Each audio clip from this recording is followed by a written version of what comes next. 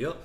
그 다음에 배우자 명의 등기가 아니고요. 나머지 기본적으로 실권리자와 등기 명이 달라지게 되는 그런 등기, 무효로 판단을 하게 됩니다. 바로 실명법이 만들어진 목적은 이렇게 실권리자와 특수한 몇 가지를 제외하고 실권리자와 등기 명이 달라지는 거, 이걸 규제하기 위해서 이 법이 만들어지게 됩니다. 그래서 자, 먼저 무효인명신탁의 무효부 얘기부터 볼까요? 그래서 시험 문제 푸실 때 제일 중요한 게 약정 무효입니다. 그래서 이름을 맡겨주기로 한다라고 한 약속, 약정, 당연히 무효가 되고요. 그 약정에 따른 등기도 무효가 되게 됩니다. 근데 이제 문제를 구성할 때요, 가슴 아픈 얘기를 합니다. 그래서 명의신탁을 하려고 한 게 아니라 뭐 어렸을 때부터 조실 부모하고 뭐 어쩌고 저쩌고 이런 긴 얘기를 시험적으로 쫙 깔아. 그리고 나서 이때 약정은 유효이다라고 이렇게 깔아줍니다. 그럼 이제 수험생 대다수가 감동의 도가니죠. 와,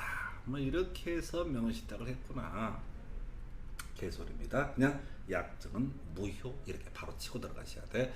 그래서 실명법 관련한 얘기를 쭉 사례를 하면서 틀린 걸 고르시오 라고 했을 때 제일 쉽게 접근해 갈 수 있는 것이 약정은 무효, 이걸 유효라고 해서 틀리게 구성하는 게 출제 기술 중에 하나가 되게 됩니다. 자, 그 다음에 이슈 3번 해지라고 하는 주제가 있게 되죠. 그래서 이 해지라고 하는 거 할 수 없죠. 앞에서 양가상신 유효였었죠. 자, 그다음에 배우자, 그다음에 종원의 명의관 등기, 제한적 유효이기 때문에 해지라고 하는 것이 가능했었죠. 그러나 만약 명의신탁이 무효라고 전제가 되게 되면 이때는 해지라고 하는 것을 할 수가 없게 됩니다. 세 번째 이슈, 요것도 이제 나름 문제 어렵게 꽈을 때 얘기인데요. 그냥 제3자는 무조건 소유권 취득을 하게 됩니다. 그래서 자, 우리가 명의주탁자로부터 명의주탁자가 실권리자가 아니다라고 할지라도 등기 명인이기 때문에 그걸 알았든 몰랐든 불문하고 제3자는 무조건 소유권을 취득을 하게 된다. 이렇게 그림을 잡게 됩니다. 그래서 요 세 개만 알더라도 거의 문제에 반 맞출 수가 있어요. 우리 앞에서 소유자를 찾아라, 소유권, 이게 물권적 청권 이런 얘기까지 해버리면 거의 대부분의 문제를 맞추실 수가 있게 됩니다. 자, 그래서 유형을 이제 봐야 되겠죠. 그래서 양자간 등기 명의신탁이라는 개념이 있습니다. 그래서 갑이라는 아버지가 있습니다. 을이라는 아들이 있게 됩니다.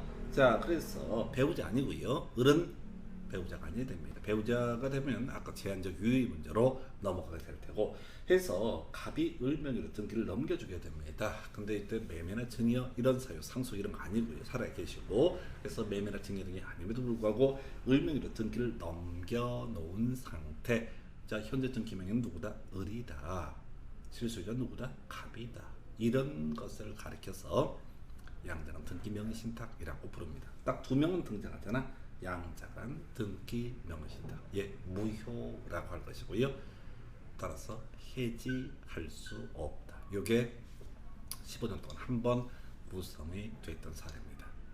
근데 이게 쭉 스토리를 깔게 되면 너무 어려워져. 그래서 해지할 수 있다 없다 이렇게 갔을 때 만약 무효이면 어떻다? 해지할 수 없다 이렇게 해석을 하게 됩니다. 그래서 시험은 그거 안 나와요. 이건 너무 쉬워서 3자간 등기 명의신탁 3명이 등장하게 되는 겁니다. 어디에? 필드에. 어떤 계약을 체결하고 등기를 하는 과정에 3명이 모두 현실에 등장하게 되는 거, 이걸 이름하여 3자간 등기 명의신탁. 자, 이렇게 되어 있습니다. 갑이라는 사람이 신탁자가 되게 됩니다. 을이라는 사람이 수탁자, 앞으로 등기 명의를 받게 사람입니다. 갑이 매도인 병이라고 하는 사람과 매매 계약을 체결합니다. 갑과 병 사이에 매매 계약이 체결되면 갑은 병에게, 자, 지금 병 소유 부동산이니까 대금을 지급할 의무를 지게 될 테고, 병은 갑에게 등기를 넘겨줄 의무를 지게 됩니다. 근데 갑이 병에게 부탁해요. 부탁이란 말이 나와요. 야, 등기는 을명의로 해달라. 내가 얘랑 다 얘기는 다 끝났으니까 명의주탁자 이름으로 등기를 해달라 라고 이렇게 요청을 합니다. 부탁을 합니다. 그러면 병은 실권리자가 갑이고 수탁자가 실권자가 아니라는 사실을 알고 있는 것이죠. 근데 돈은 받았겠다. 어차피 뭐 누구한테 등기를 넘겨줬든 자기랑 별 관련 없다고 생각하고 을에게 등기를 넘겨줍니다. 현재 병에서 을 명의로 소유권 이전 등기가 넘어간 상태. 등기 명의는 을입니다. 근데 매매대금을 지급했던 사람은 갑입니다. 그리고 원래 병은 누구한테? 갑에게 소유권 이전 등기를 해주는 의무를 진다고 했습니다. 우리 앞에서 공부하실 때 갑과 을 사이에 명의신탁 약정은 무효이고요. 이런 약정이 근거한 명의신탁 등기라고 하는 것도 무효가 됩니다. 을 명의 등기가 무효가 된다. 그럼 등기 없는 거랑 똑같다는 얘기예요. 현재 소유자는 누굽니까? 바로 매도인이 소유자가 되게 됩니다. 매도인이 소유자가 되게 됩니다. 그래서 이걸 이제 다른 것과 관계를 따지면 제가 이렇게 얘기합니다. 매도인이 명의신탁 약정이라는 사실을 알았거나 수탁자 이름으로 명의신탁자 소유권 이전 등기를 해달라는 부탁을 받았을 때 이때는 매도인이 소유자가 되게 됩니다. 제가 따라서 알부매 알았거나 부탁을 받았을 때는 누가? 매도인이 소유자가 되게 된다. 그럼 소유자인 매도인은 소유권에 대한 물권적 청구를 행사할 수 있습니다. 물권적 청구는 뭐가 있었어요? 반환 청구, 방해 제거 청구. 방해 제거 청구는 철거 청구, 퇴거 청구, 등기 말소 청구. 이 등기 말소 청구 의미가 있지. 을이라는 사람 무효인 등기죠. 그래서 매도인 병은 여전히 매매계약을 갑과 체결했기 때문에 갑에게 소유권 이전 등기를 해줄 의무를 지고 한편 을명의 무효인 등기에 대해서는 말소 청구라고 하는 것을 할 수 있게 됩니다. 이게 이름하여 삼자간 명의신탁이라는 개념이 됩니다. 세 명이 등장한다고 해서 삼자간 등기 명의신탁. 근데 이제 사안을 접근해 가실 때 매도인이 명의신탁 약정했다는 사실을 알았을 때 부탁받거나 알았을 때 부탁을 받으면 안 하게 되는 거잖아요. 그때는 매도인이 소유자가 되게 됩니다. 자, 사안 한번 분석을 해보겠습니다. 명의신탁자 갑이라고 하는 사람과 자 매도인 병 사이에 매매계약을 체결하고 자 명의신탁자가 매매 대금을 매도인에게 지급하면서 소유권 이전 등기 명의를 바로 명의신탁자로 해줄 것을 부탁을 한 경우, 그래서 결과적으로 매도인이 알고 있는 경우, 이런 경우에는 소유자가 누가 된다? 매도인이 소유자가 되게 됩니다. 그래서 매도인은 현재 소유자죠. 대금 누구한테 받았습니까? 갑한테 받았었죠. 그래서 갑에게 소유권 이전 등기를 해줄 의무를 지게 될 테고, 내 건데 을명의로 지금 등기가 되어 있잖아. 을에 대해서는 등기 말소 청구라고 하는 것을 할 수 있게 됩니다. 이걸 끝이에요. 물론 여기서 부지 응용 들어가서 명의신탁자가 지 것도 아닌데 제3자한테 팔아버렸다. 그러면 제3자가 소유권 취득한다. 이건 공통적인 이슈가 되게 되는 겁니다. 그래서 여러분들이 명의신탁 이런 것들을 공부해갈 때 어떤 법률 관계를 하나하나 꼼꼼히 읽으려고 하면 안 돼. 그냥 계속해서 소유권에 대한 물권적 청구 얘기로 기본들을 딱 잡아버려야 돼요. 그리고 나서 알부매라고 하는 이런 공식들을 통해서 소유자가 누구냐라고 하는 것을 알아야지 문제 아무리 응용 들어가 다 풀어낼 수 있습니다. 이게 삼자간 등기 명의신탁. 지금요 무효 명의신탁에는 양자간 등기 명의신탁 무효이기 때문에 해제 문제가 발생하지 않는다. 이런 게 한번 출제가 됐었고요. 15년 동안. 그 다음에 삼자간 등기 명의신탁 이 하나의 축이고요. 그리고 또 하나가 계약 명의신탁이라는 개념이 있습니다. 이것도 다 무효입니다. 자, 일단 기본 틀부터 가봐야 되죠. 약정은 무효입니다. 두 번째, 무효이기 때문에 해제 문제가 발생하지 않습니다. 세 번째, 이슈가 되는 것. 제3자는 무조건 소유권을 취득을 하게 됩니다. 이게 이제 어떤 사례든 공통적인 이슈가 되게 됩니다. 그리고 그 유형으로서 앞에서 본 것처럼 양자간 등기 명의신탁, 삼자간 등기 명의신탁이라는 개념이 있었고요. 그리고 이제 우리가 기억해야 될 게 계약 명의신탁이라는 것이 나오게 됩니다. 우리 민법에서요, 계약이라고 하는 건 양 당사자의 의사의 합치에 따라서 일정한 채무가 발생하는 법률 관계, 이걸 이름하여 계약이라고 정의를 합니다. 계약은 민법에서 물론 제3자를 위한 계약 이런 것도 있을 수 있지만 본질적으로 계약은 청약자와 승낙자라고는 두 사람 사이에서 이루어지는 문제입니다.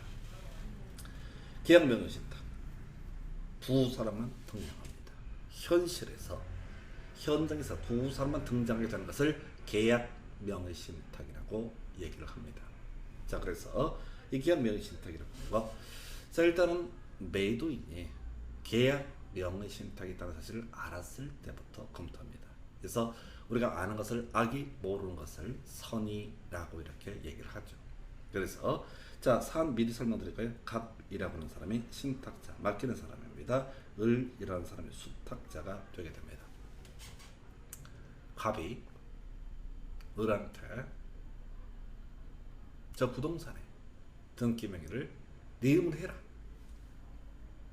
물론 이제 대금을 주겠지, 돈을 주겠지.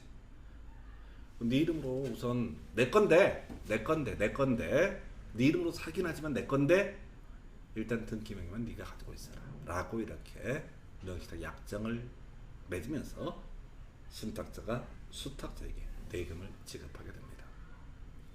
자, 그래서 을이라는 사람이 병이란 매도인을 만나서 병소유의 X 부동산에 관한 매매 계약을 체결하게 됩니다. 자, 그러면 이제 우리가 알고 있다시피 갑은 을에게 병은 을에게 소유권 이전권을 넘겨줄 의무를 짓고 을은 병에게 대금을 지급할 의무가 발생하죠. 네, 그래서 병이 을에게 소유권 이전권을 넘겨줬습니다. 을은 병에게 대금을 지급을 했습니다. 아까 누구한테? 갑에게 받았던 그 대금을 지급을 했습니다. 이 얘기에 취하면 안 되고요. 소유자가 누구냐 이게 중요하다고 그랬어. 현재 등기 명의는 누구한테 가 있다? 을한테 가 있다. 그래서 소유자가 누구냐 이게 이슈가 되게 되는 거라고요. 소유자가 누굽니까? 앞에서 이미 힌트 드렸습니다. 매도인이 명의신탁 약정이 있다는 사실을 알았거나 부탁을 받았을 때 이때는 매도인이 소유자가 되게 된다. 그래서 이 사안에서 미리 전제를 깔았어요. 시험 문제는 선의와 악의 두 개의 경우수를 가지고 나오는데 매도인이 이 둘 간에 신탁자와 수탁자 간에 명의신탁 약정이 있다는 사실을 알고 있었다라고 전제를 해보도록 하겠습니다. 악입니다. 그러면 소유자는 누가 된다? 매도인이 소유자가 된다. 다시요. 명의신탁 약정이 있다는 사실을 알고 있는 병이라고 하는 사람이 을에게 대금을 받고 을에게 소유권 이전을 해줍니다. 근데 병이 알고 있는 을은 개털입니다. 이런 돈이 없어. 보나마나 갑한테 돈을 받았으려니 라고 이렇게 너무 상식적으로 알고 있었던 얘기죠. 어쨌든 돈이 필요하니까 등기를 을에게 넘겨주고 대금을 받았습니다. 원래 등기 명의 소유자 되는 게 원칙이라고 했어요. 근데 이렇게 계약 명의신탁 매도인이 알았을 때 소유자는 누가 된다? 알부매 해당이 돼서 알았으니까 매도인이 소유자가 되게 됩니다. 네, 사안 검토해 보겠습니다. 명의신탁 약정에 따라서 명의신탁자 갑으로부터 매매 대금을 수령한 명의신탁자 을이 명의신탁 약정 사실을 알고 있는 매도인 병에게 매매 대금을 지급하고 소유권 이전권을 넘겨받은 사안이다라고 되어 있습니다. 그래서 현실에 있어서는 병은 분명히 갑의 존재를 알고는 있지만 현실에서 마주하는 사람은 병과 을 두 사람밖에 없는 상태입니다. 그러면 앞에서 공부하신 공식 알붐의 공식에 따라서 알았다고 전제가 되어 있단 말이야. 그러니까 소유자는 누가 된다? 매도인이 소유자다. 현재 등기 명의인 누굽니까? 수탁자입니다. 을명도 되어 있습니다. 근데 소유자 누구라고요? 등기 명의와 무관하게 바로 매도인이 소유자가 되게 됩니다. 매도인 병은 을에게 등기 말소 청구를 통해서 소유권 이전기 넘겨받게 될 겁니다. 또는 한 번인가 두 번, 민법에서 한 번, 중개사법 한 번 나왔던 것 같은데, 진정 명의 회복을 원인으로 하는 소유권 이전 등기 어느 쪽이 됐든 간에 등기 찾아갈 수 있다, 이런 얘기예요. 대신 받은 돈이 있죠? 예, 받은 돈 토해내야 되죠. 이것은 부당 이득에 해당이 되기 때문에 매도인은 명의주택자에게 대금을 반환하고 소유권 이전 등기 말소해야 된다. 왜? 여전히 등기 명의는 무관한 게 병이 소유자가 되기 때문에 그런 것이다. 이렇게 정리를 합니다.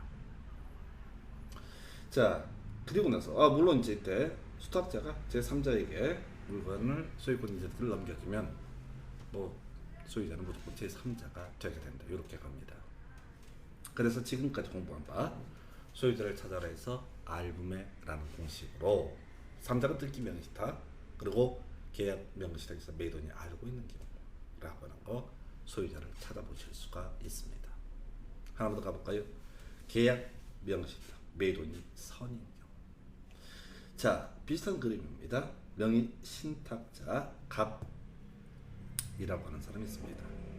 대금을 지급하고 을에게 네 이름으로 등기만 좀 찾아와라, 맡아둬라, 그래도 이건 내 거야 라고 얘기하는 거, 이게 오케이. 을이 얘기하면 이걸 우리가 명의주택 약정이라고 부릅니다. 약정은 뭐라고 그랬어요? 무효라고 설명을 드렸습니다. 자, 그래서 을이 병이 소유하고 있는 X 부동산에 대해서 청약을 하게 됩니다. 네 부동산 나한테 팔아라. 병이 오케이 하면 두 사람 사이 계약이 성립하게 됩니다.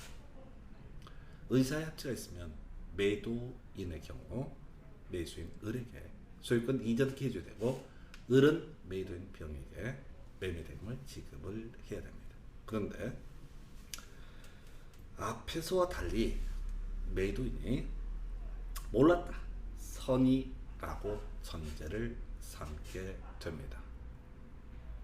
그러면은 선이라고 전제를 삼게 되면은, 자, 이때 법률관계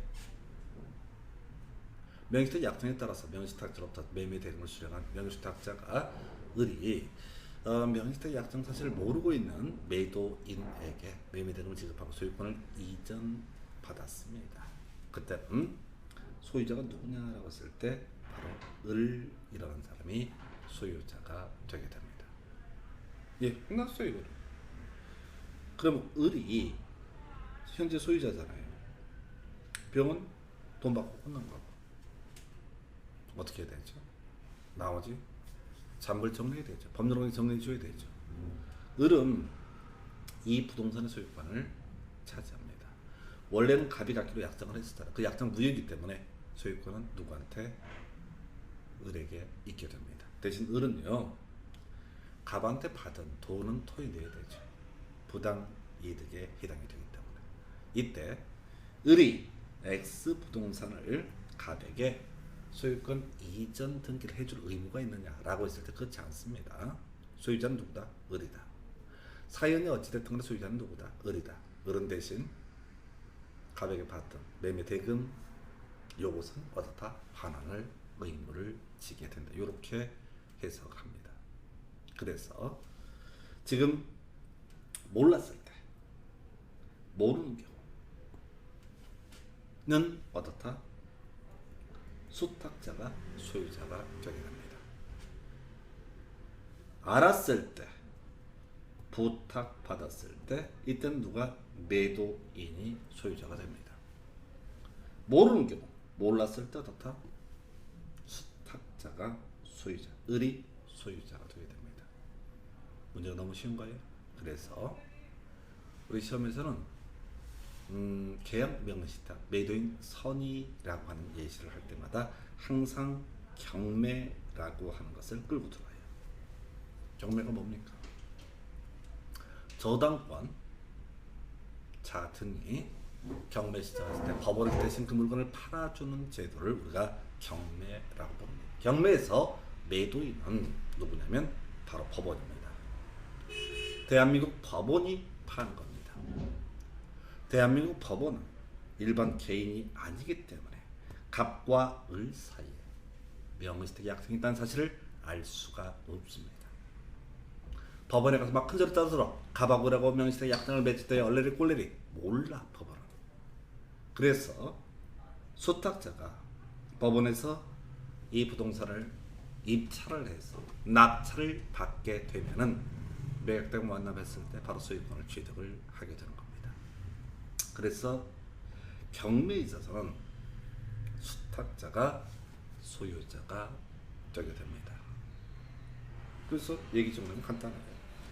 어떤 문제를 풀어가실 때 알붐의 모경수 이걸로 끝나는 거예요.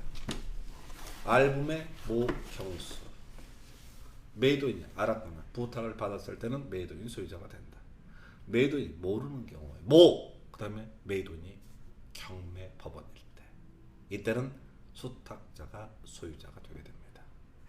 그래서 이렇게 경우의 수를 나눠서 소유자를 찾고요. 이 소유자가 소유권에 대한 물권적 청구를 행사할 수 있습니다.